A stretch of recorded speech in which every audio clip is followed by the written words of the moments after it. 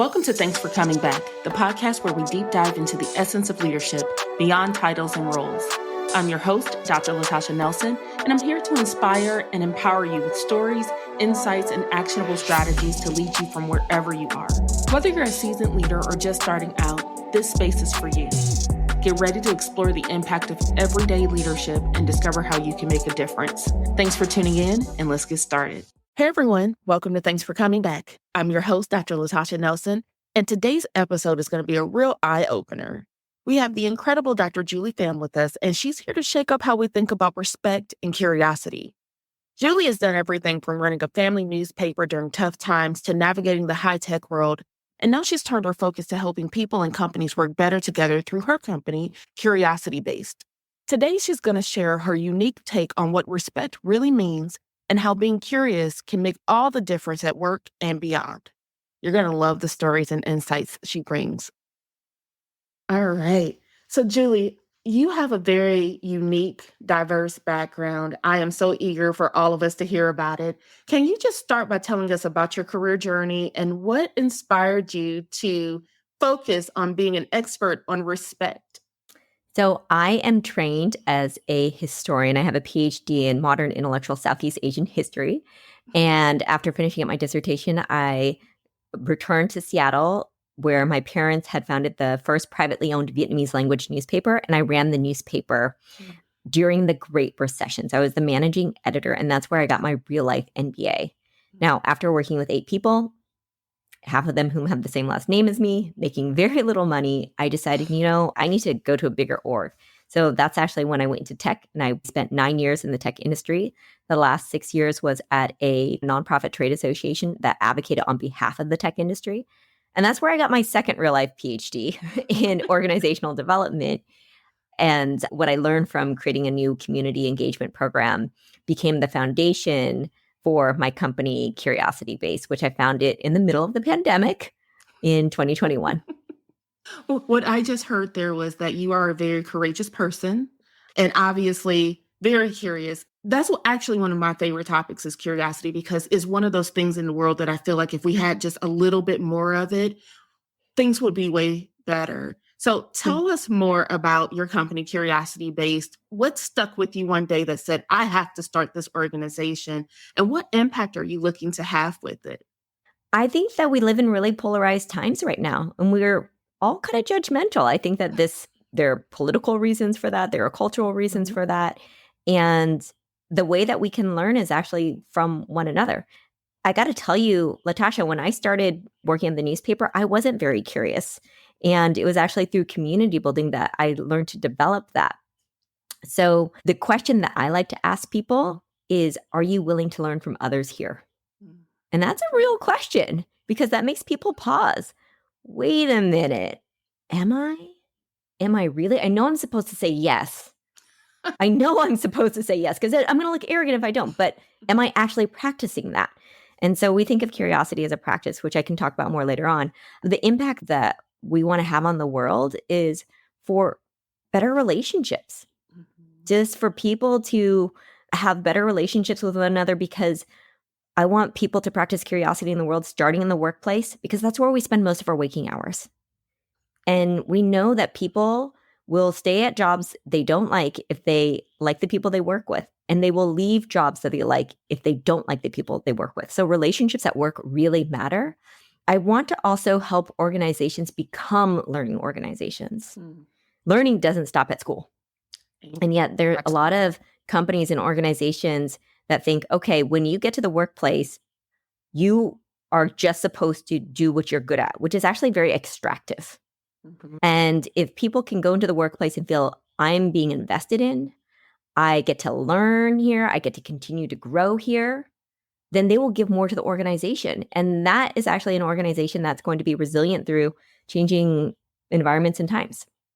You're absolutely right. And, I'm a huge fan of Liz Wiseman, her books on multipliers and impact players and accidental diminishers and just diminishers in general. But I think that most of us, I'd like to believe, do it accidentally, right? Where the expectation is go forth, here's the directive, get her done. And we aren't fostering the relationships that create psychological safety and allow us to explore more, right? And it hinders things like creativity. You definitely don't want to be the curious one anymore, or even pegged as one with curiosity.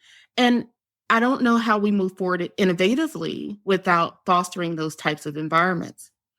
Now, I have to ask you this because I imagine that in some ways it's probably a little bit easier to be curious in person. And then during the pandemic, most of us found ourselves working remotely and living behind a camera. And in some ways, not even behind a camera. Some of us may not have even turned our cameras on. So it became a little bit easier to not want to be curious. What are your thoughts on that? Do you have any observations on how pre-pandemic, pandemic, and post-pandemic has affected our desire to be more curious? I actually don't think that working remotely is the issue. I think it's how we invest our time in being intentional. So I wrote a book called 7 Forms of Respect. And when I do workshops with organizations, I like to pull people on what causes misalignment around respect in their organization. Check all that apply. Working remotely is consistently one of the lowest ranked. Consistently the lowest ranked. And the reason why is if someone doesn't know how to intentionally communicate in person, they're not going to know how to do it remotely. It actually doesn't, that's just the medium. I think the issue, though, is are we setting aside the time? When we are in person, sometimes we have to set aside the time because there's that buffer time. And when we're remote, we don't have that buffer time. We actually then have to be intentional about making it. So I actually think it's to say, oh, if we were in person, everything would be perfect. No, it just means you have to build in the time that kind of automatically gets built in when we're in person. Mm-hmm. And so, yeah, I don't think it's about just being remote. I think it's about being intentional. Now, you just touched on a framework that you developed called the 7 Forms of Respect. Can you tell us more about that and how we could benefit more from it, not just individually, but within our organizations? Latasha, have you heard of the 5 love languages? Yes. Okay. but just to be safe, Yes. And so, the idea, and so the question, and so with 7 Forms of Respect, it is a communication and relationship building framework. And what we assert is that respect is relative, it's subjective, it's dynamic, and it's also contradictory. Because Latasha, do you always do what you say you're going to do? I try really hard. I hear that. I try, but you don't. Right? I have to be realistic. I don't. I'm positive for even just perception, right? So what I might think I did that I committed to, someone might feel like, hey, that's not what I thought you were going to do. And in my mind, I did exactly what I thought I told you I was going to do, right? So I try to account for we remember it that way. Yes. We remember. And yet, if you were to ask that other person, did Latasha do what she said she was going to do? No. And so the 7 Forms of Respect is we can agree on how respect feels, to feel seen, heard, acknowledged, appreciated. We disagree on what does respect look like. Should I CC you on every single email, or am I just filling up your inbox?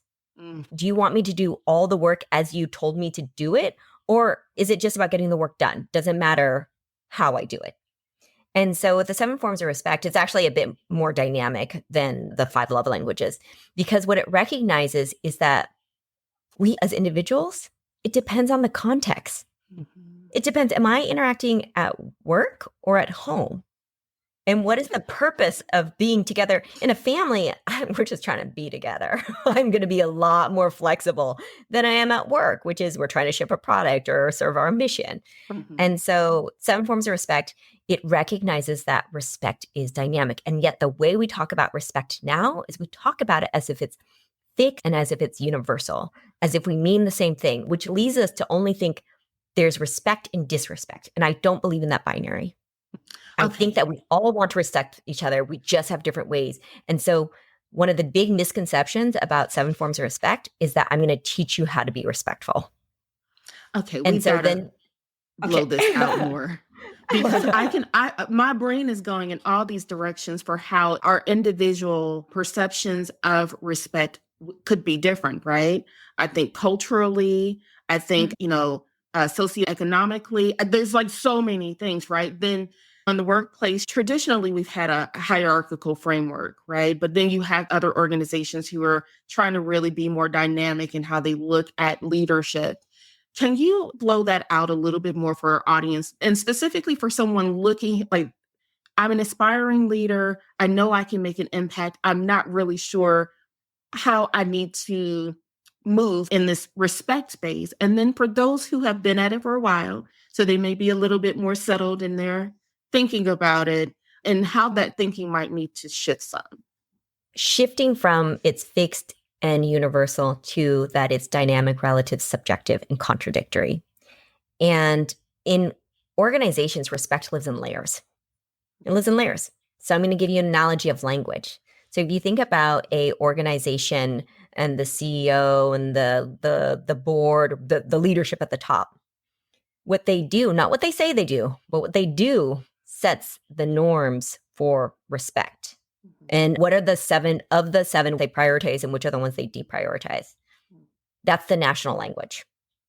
So I'm going to give you, when I was working at a large corporate tech, they prioritized candor. So everyone was very, very candid to the point of if any stranger came into the room, they're just, oh, you guys are being jerks, right? But there's also a lot of acknowledgement all the time. You're awesome. You're amazing. Wonderful. There was a lot of information. Everyone was CC'd on everything. What we didn't have was punctuality because people were triple booked. So there's no way you could be punctual. And they didn't have attention because people multitask all the time. So that's the national. And then in a new organization, they have different departments. There might be finance, engineering, marketing, customer service. They have their own leaders and they also have their own functions. The function of marketing is very different from the function of finance. And what they do and what they prioritize as respect, I call that the regional dialects. And then there's me. I'm the individual. And I have my own priorities too. And people who do best in an org are those who are multilingual. Those who can go to different departments and speak and flex. And so the idea is about flexing. And then there's also sometimes I don't want to flex. I'm flexing all the time and it's not working for me. And so that also has to be, I have to be honest with myself. This work culture isn't going to work for me. And so for 7 forms of respect, it really gets people to think, yes, I have my individual preferences. And I as an individual belong to multiple communities, cultures, and identities at the same time. Work does not have to satisfy all my needs. When I'm at work, here I am in an org, and we are committed to this. Can I flex? Can I flex? And if not, then I have to be honest with myself and say, like, this isn't the place for me. So, Latasha, you asked how leaders, aspiring leaders, established leaders, what they can do is it's about getting curious. It's about practicing curiosity around respect rather than saying, this is what respect looks like. And we always need to have this because it will actually shift even depending on the stage of the work. So let's say you are an early stage startup at Facebook to break everything versus a big corporation or government. Maybe procedure is going to be way more important there. And it's just, oh, we changed. I'm like, of course we changed because our forms of respect have changed because they have to evolve with our work and who we are. You're going to have different rules when you're 10 people versus like 10,000 people. Absolutely. And just being constantly aware of that so that you can communicate it. So I had told you earlier how we'll survey organizations on what causes misalignment around respect. And I told you working remotely is a big one. Another big one that people vote on, lack of clarity from leadership. And when leadership sees that, and sometimes, I mean, there are some organizations where it's actually pretty low, but the ones where it's just high, it's just like, oh. And sometimes I see leaders, and you talked about hierarchy too. It's so easy to say, oh, we're flat here, everything, we want to make everyone happy. We will never be able to make everyone happy at the same time. So we need to be clear on why we are prioritizing this form of respect and why we're deprioritizing the other forms. What are the consequences of that? Because I think a lot of people try to go into nice to have land and make it a nice to have into must. But we actually there's only so much energy. And we're not trying to be perfect. Actually, 7 forms of respect is anti-perfection, by the way. It's like, this is what we got. Yeah, I'm being contradictory right now. Why am I being contradictory? I have to ask myself that. So, in the spirit of progress over perfection, this sounds like a massive change management undertaking because you've got what some people have just always known, and this new structure that kind of challenges that in a lot of ways, right? What are some of the biggest challenges you see people and organizations having in adopting a more expanded view of what respect looks like? I don't think this is just in organizations. I think this is in our world. People want black and white answers. They want to know what is right and what is wrong. I once, at the end of sharing this, doing a workshop on this, someone in the audience said, "You've taught us how to ask questions. I want to know how to answer questions." That is the question of leadership, right? There's no answer. And so the hardest thing is for people to understand there is no clear answer. Latasha, I also want to be really clear, and there is illegal. So we're not talking about things that are illegal. If you're bullying or if it's assault or if there's something that are clearly illegal, that's not even about disrespect. That is just illegal. Right? Julie, let's just pause here. Disclaimer, folks. We are only talking through legal parameters. We're not talking about anything illegal. Right? Because sometimes people are like, but then they did this and this. And I'm like, yeah, that's illegal. that's against your company policy. So we're not arguing about that. Yes, that was wrong. I'm talking about the big gray. There's so much ambiguity, and we're never going to have some precise rules around this. What we are going to be able to do is how do we talk through this? And so some of the pushback that I get on this is some people get really frustrated by how relative it is. I want a straight answer. And I just have to tell them, it depends.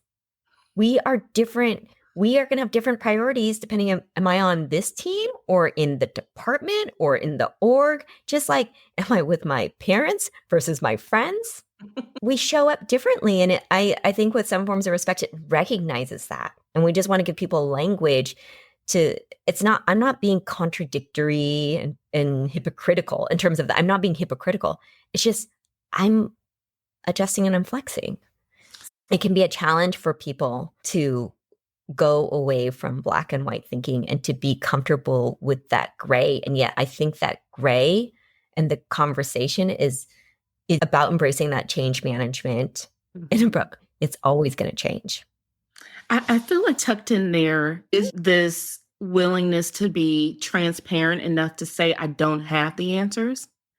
And this willingness to model that it's okay not to have all the answers. My team, we do a lot of work where decisions are constantly in flux.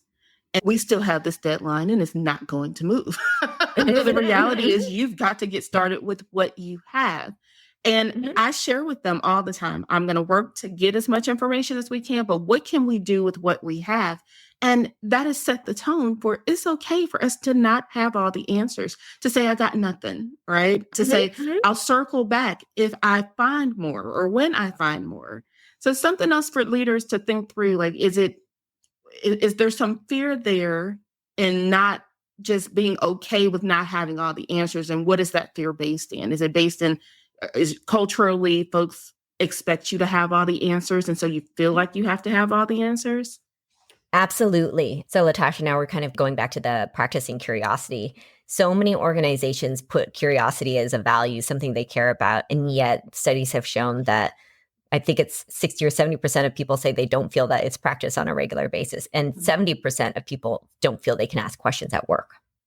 Have they said 70%? Why? Okay, give me more on that. And yes. I'm very curious. And Latasha, I'll tell you who the worst culprits are: consultants. Really? Consultants. And when we work, when we work with consulting companies, what we found out is that they feel a lot of pressure to know the answers.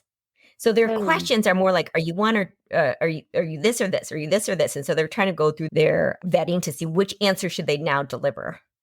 Gotcha. And it was actually working with a prominent local consulting company in Seattle where I ended up coming up with an article on 8 reasons why people don't want to ask questions.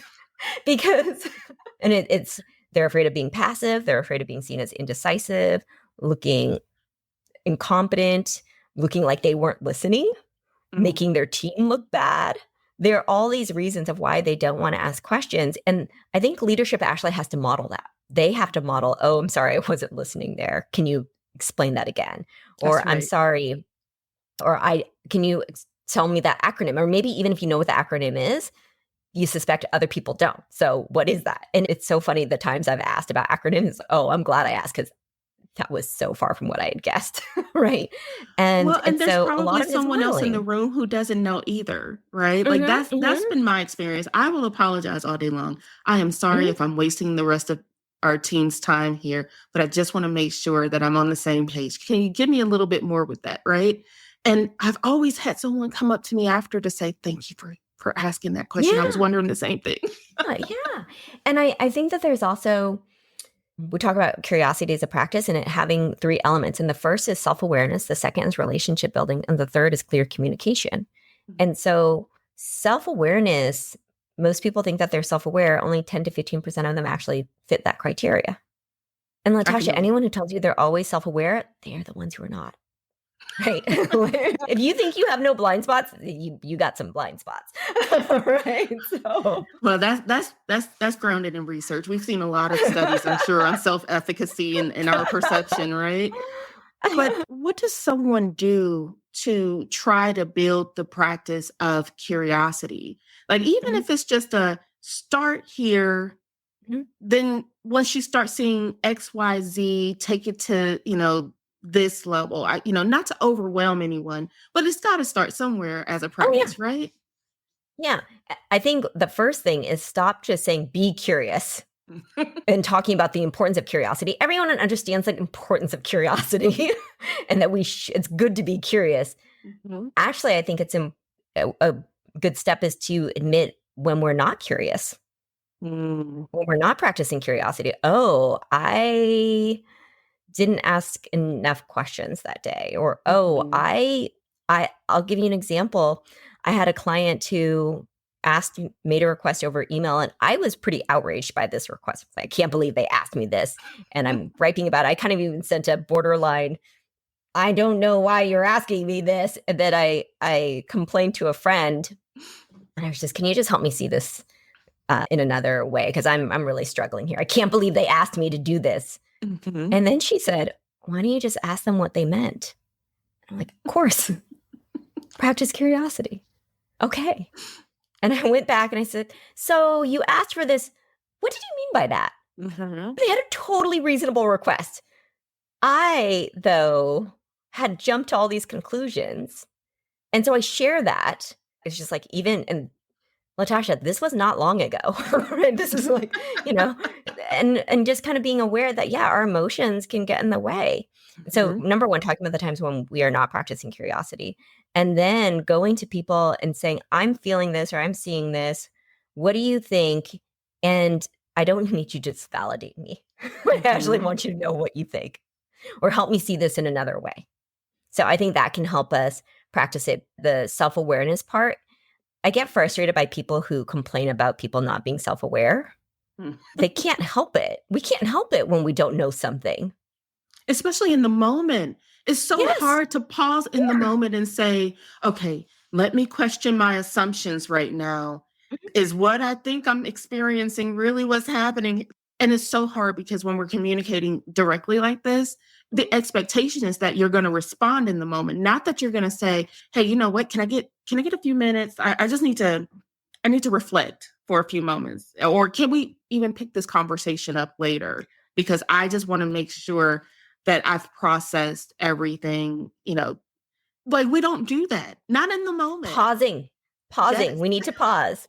And I'll tell you, one of my team members was just, Julie, can I practice some curiosity with you? I have some feedback. And I was like, all right. And I heard it. And then I was just like, thank you. Let me think about this. Right.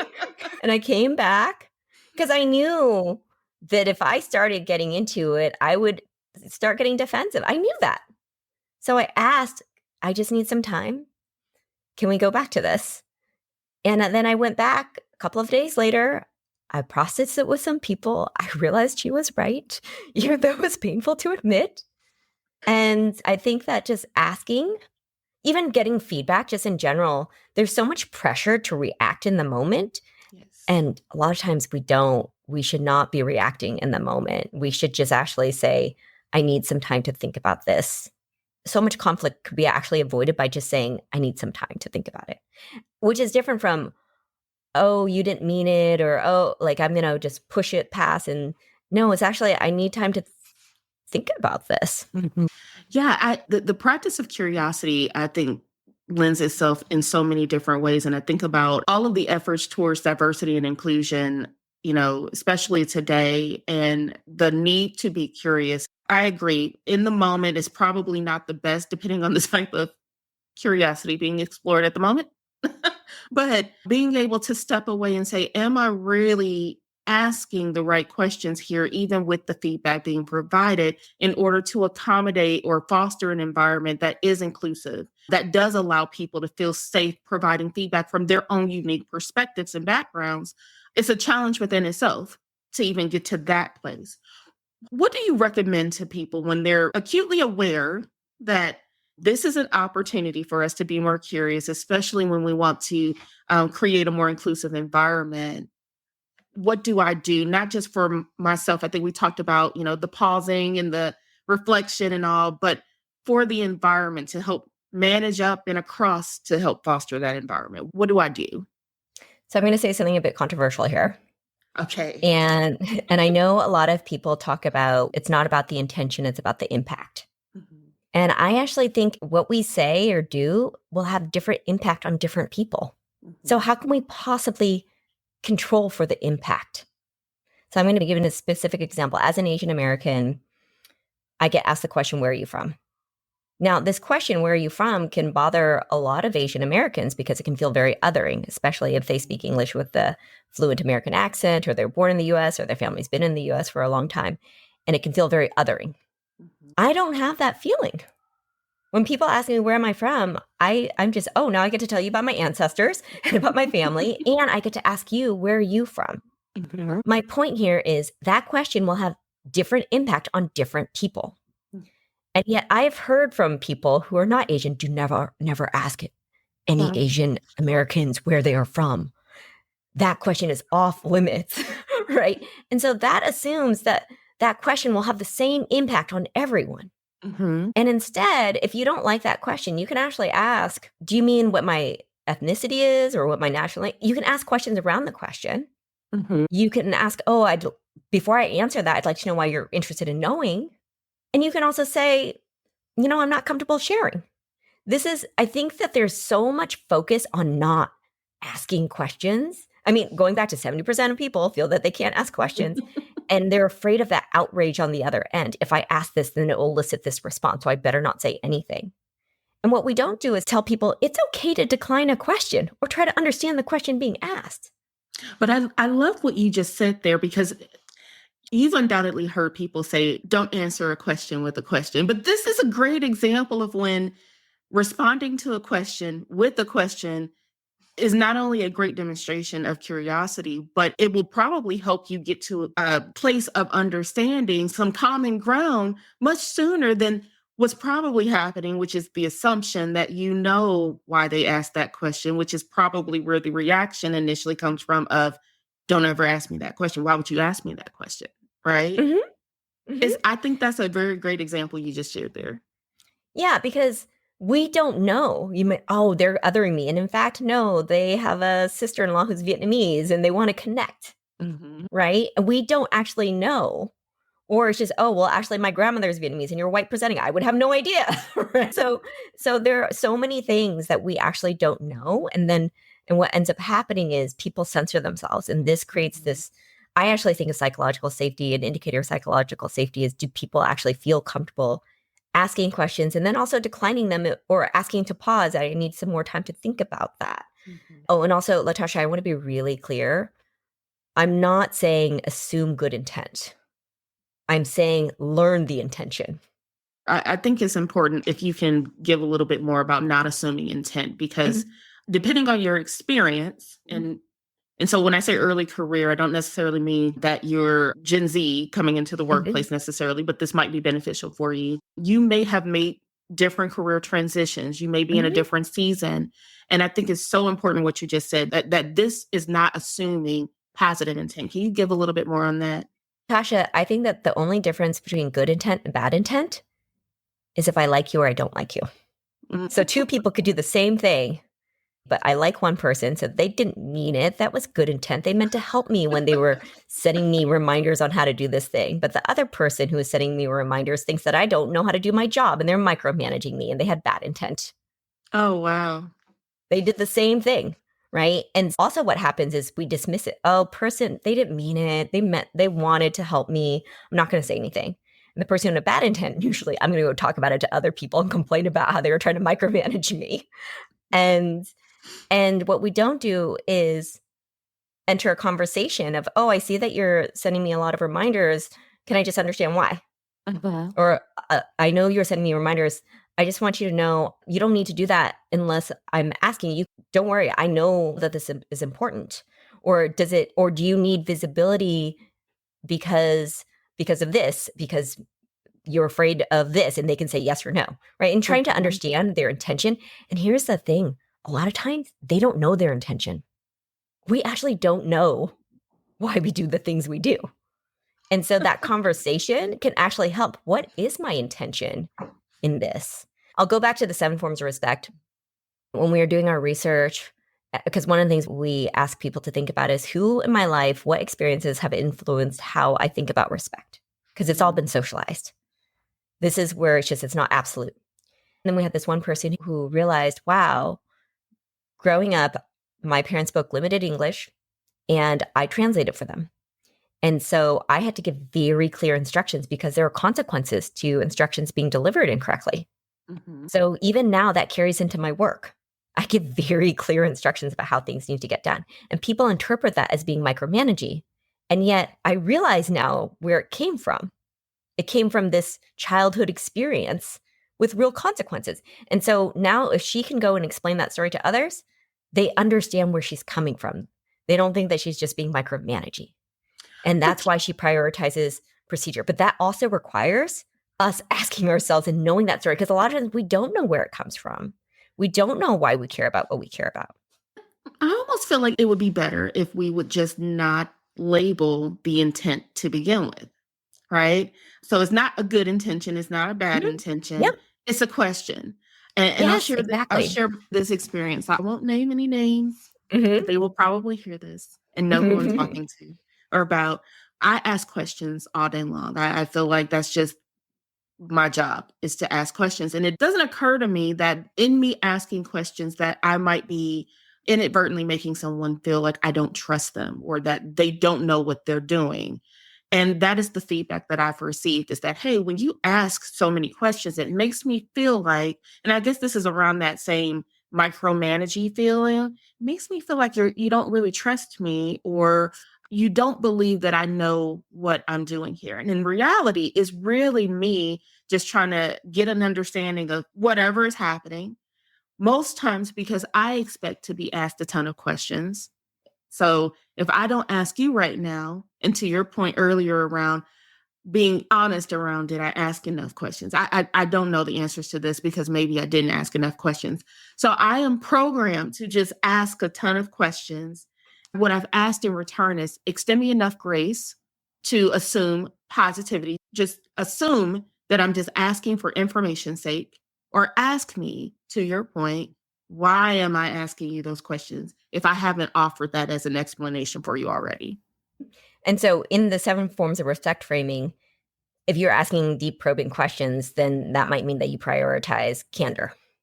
And especially if those questions are meant to improve something. If it's meant to just understand, then that could be the prioritizing information. And someone else might not prioritize that. And this, I remember a lot of this work came from my experience doing community organizing with people from really different backgrounds. And I remember so clearly on a team, there was a labor organizer and an engineer. And the engineer kept asking deep probing questions. And the labor organizer is just, why are you asking me all these questions? I got this. And so the engineer is just, I'm just trying to show you I'm interested. And the other person felt disrespected, felt mistrust. And so that just gets at, we want different things. And here's the thing. Maybe that person getting asked all the questions in a different relationship might be asking a lot of questions.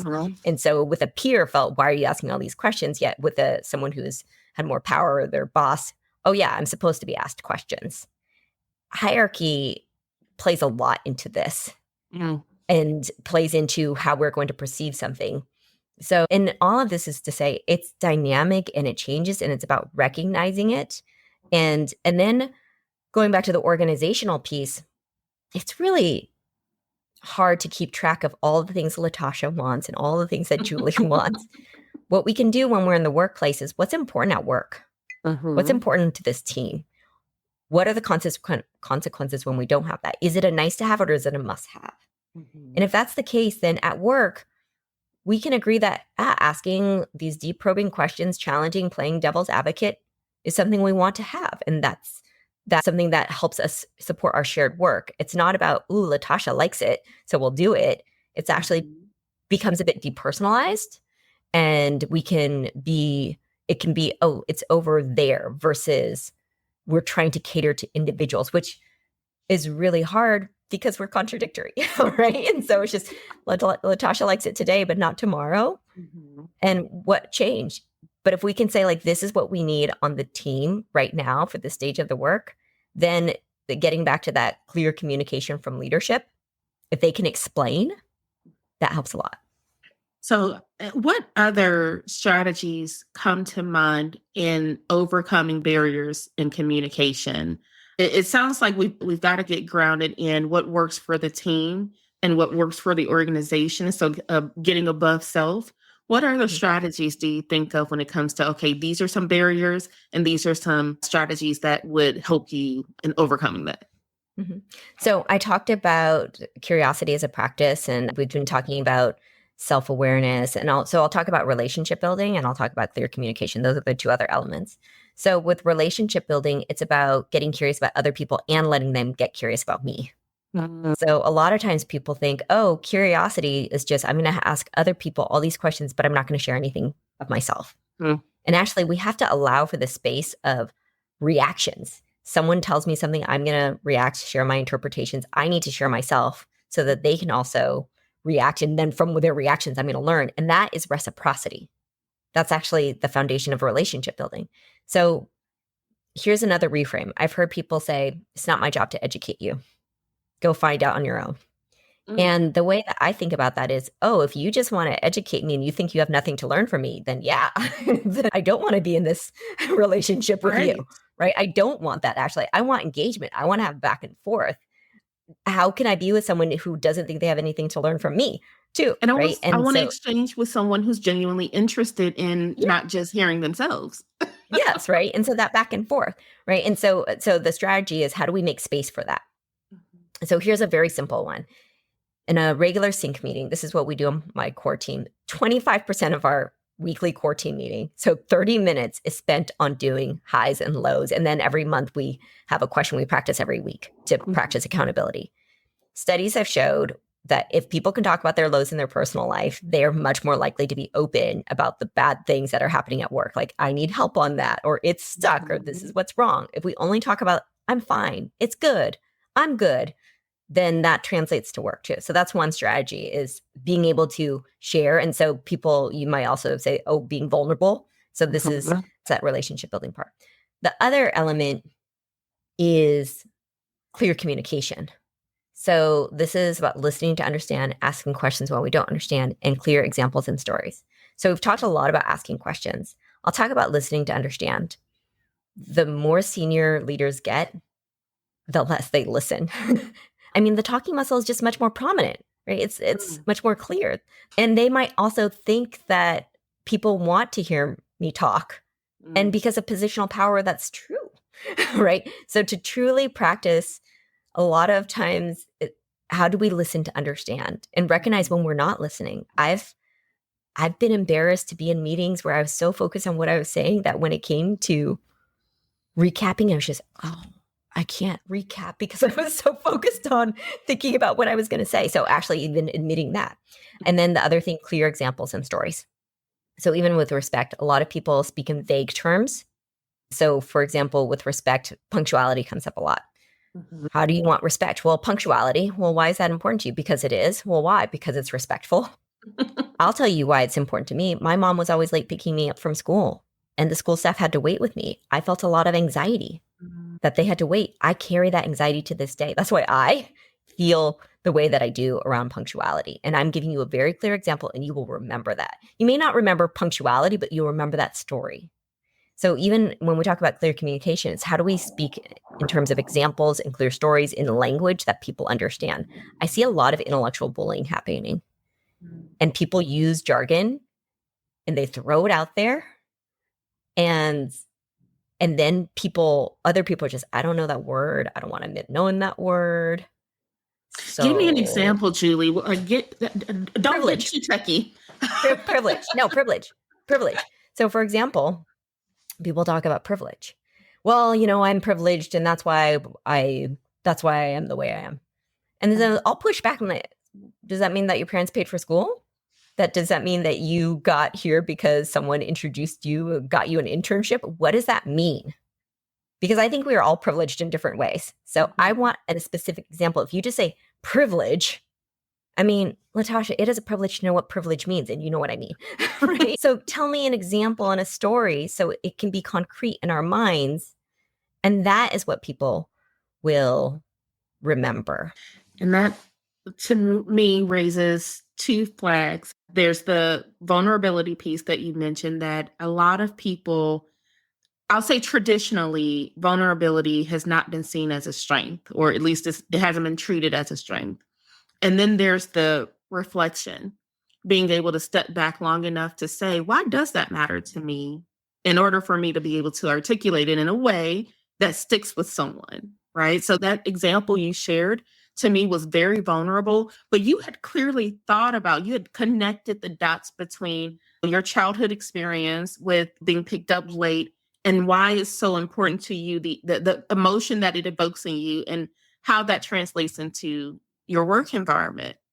As part of the practice of curiosity, does the practice of reflection go hand in hand with that?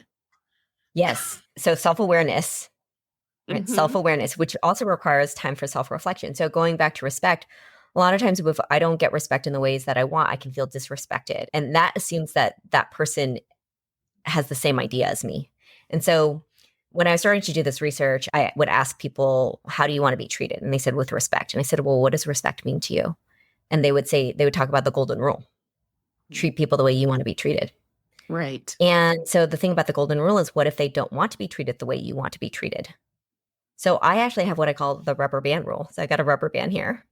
And so what this is actually, we are flexible. Latasha, I know you like that. And even though I'm kind of indifferent, I'll stretch for you. Right? I'm going to stretch for you.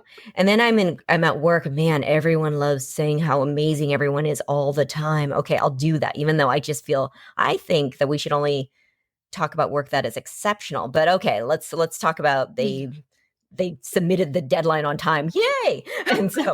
And so I'm stretching and I'm stretching. And you know what happens when we stretch and stretch and stretch and stretch? Mm. We snap and break. Mm-hmm. So the rubber band rule is about knowing, what are my internal breaking points? What's going to make me snap? That requires a lot of practicing inward curiosity and making time for self-reflection, because I need to be able to articulate that for myself. If I can't explain it to myself, how can I expect anyone else to know? And yet that's what happens, not just in the workplace, anywhere. Can you believe that they did that?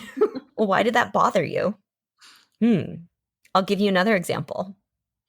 Years ago, I was really bothered by someone. I was trying to transition out of working at the newspaper, and I was doing all these informational interviews, and I talked to someone at a big tech company, and I told her about all my experience at the newspaper. And then she said, do you mind if I ask you if you have a degree? And I was just, yes, I have a PhD. And then I proceeded to complain about that person to everyone else, feeling all this outrage for years, actually speaking on a public stage about how dare this person ask me. Clearly, I am educated. You know what I didn't ask myself, Latasha? Why was I so bothered by that? Because I actually have a lot of friends who never went to college. What is it? What are my own assumptions and expectations huh. It's until someone asked me, why did that bother you? I'm like, oh, why did that bother me? And so I had to, once I got past the outrage, which by the way was years, like then I was actually able to practice some self-awareness and some inward curiosity, and I learned something about myself. And so that goes back to the gray, right? Because then and it was just, oh, maybe that person, maybe there's a special program for people who don't have degree, who didn't go to college, and that she could get me in that way. I didn't know because I just assumed that she was looking down at me. And that also said something about where I was in my life then too. I was feeling pretty insecure about being able to find any relevance outside of working at my family's newspaper. No, I think it's the reference to internal curiosity. You have to step back long enough to ask that question around why did I react that way in order to challenge it, right? Like I can't even begin to challenge my own perception of things if I don't know. Like I guess in the moment it was I don't like how that felt. But that's about it, right? Mm-hmm. And I am curious now. Do you think you can reach back out and ask why she asked you that question? Don't forget I asked. Oh, we are not in contact anymore. So, if you ever run into her. Yeah. And I mean, and it's, I feel like I got my lesson, which was, and it took a long time. And this is another thing. Sometimes these lessons take a long time. And it also took me sharing with people. And this goes back to the relationship building part. If I tell my story, people are going to react and I'm going to learn something about myself. And it's about whether or not you're going to receive or what pieces you might receive. The feedback you receive is going to be based on other people's experiences, their perceptions, things like that, right? So you don't have to take everything, but what could you take with you? It's so interesting. And that's the reason we all get skeletal information and we're going to fill in the blanks with our own experiences. And it's actually much more interesting for me to understand why you filled it in the way you did versus the way I did versus saying my way is right. And to have that conversation, that is actually much more interesting than to try to persuade you. And so actually I have learned, so even though I published the book's second birthday, actually. So May 2022 is when it first came out. And I've learned so much just by working with my clients. And so one of the things, the big assumptions I made was that, because I share a structure of this is how you have a conversation and approach a difficult conversation with curiosity. And it ends with asking questions to understand the intention, not to change the outcome, but to understand the intention. And I got so many reactions. Why do I have to ask a question when I clearly know why they did it? I know why they did it. and so I realized I had to create a speed bump. And I was assuming that they would want to ask questions. And I actually did a TEDx talk on this and curiosity as a practice. And so now here's the structure. Now, before you can even enter this conversation, I need you to ask yourself two questions. The first question is, do I want them to learn from me? Yeah, I want them to learn from me, right? The second question is, am I willing to learn from them? Am I willing to learn from them? Can I honestly say yes? Not all the time. Before I enter the conversation, right? And if that's the case, then don't go practice that conversation, go talk it through with someone else before you actually go into that conversation. And I have been there where it's just, I'm so focused on what they need to learn from me.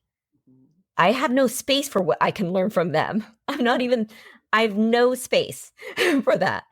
And I can actually go into a conversation too early. I can have a conversation too early if I'm not ready to learn from them. And this is actually one of the other things. Sometimes I think we are so focused on being problem solvers that we don't slow down to think about, what is this problem teaching me? Or am I even focused on the right problem? Yeah. Yeah. So even in the process of writing the book and then engaging real time with people and realizing I need to create a speed bump in guiding people through this process of practicing curiosity, was just getting them to have that internal question. Because when I do this in organizations, people are just, oh, I've been thinking about that part, right? I just want a structure to tell them how I'm right. And also there are times where it really is a two-way street. If the person's not willing to learn from you, but you've asked the question, then you've done what you can, right? But I mean, if they are not in the position to learn, then nothing's going to change. I have no secret tool to get people to change their mind. That's right. It's more of just how do we both leave understanding each other's intentions, which also includes me understanding my own intentions better, because maybe I didn't realize it until I had this conversation with someone and understood how they were interpreting it. I love that, because I imagine that there's a lot of seed planting where you'll never see the fruit of the seed, right? But that seed that was planted 20 years ago has somehow sprouted into something amazing. And maybe we weren't meant to be there. We were just meant to be there to plant the seed, but not to see it grow. Yes. So I love that. So as we wrap up today, Julie, what final thoughts or advice would you like to give our audience, especially for anyone who's looking to embrace curiosity, respect, diversity, both in their personal and professional lives? Relationships take risk. So to build a relationship, someone's got to ask someone else, right? Like take that risk, ask a question that might feel a little risky, ask to hang out, ask to, and this is at work too. Hey, can we have a conversation? Can I understand that better? I think people are afraid of taking risk, and yet that's the thing that we need to do. Someone's got to do it. I've been told I have a really big community and network, and I've taken a lot of risk, and there are people who ignore me and say no. And I've had a lot more people who say yes. So I guess that's my final piece of advice. Take some risk with relationship building, practice curiosity.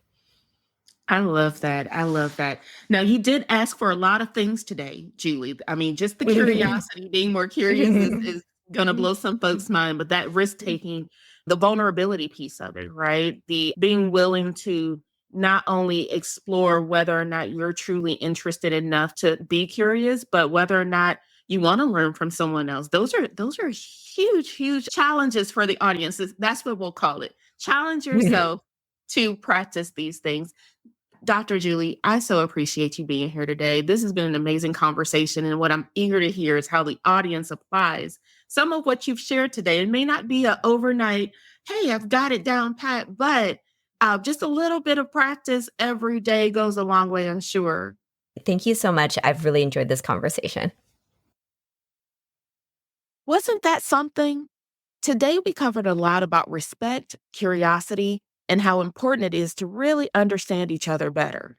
Dr. Julie Pham gave us some great food for thought on how changing our approach to curiosity and respect can help improve our relationships and work environment. If this episode got you thinking, why not share it with someone who might also find it helpful? And don't forget to subscribe to Thanks for Coming Back so you don't miss our next discussion. They're only going to get better. Take a minute to reflect on how you can bring a bit more curiosity into your day-to-day life. Thanks for joining us today. And remember, great leadership is all about growing right where you are. Catch you next time. And once again, thanks for coming back.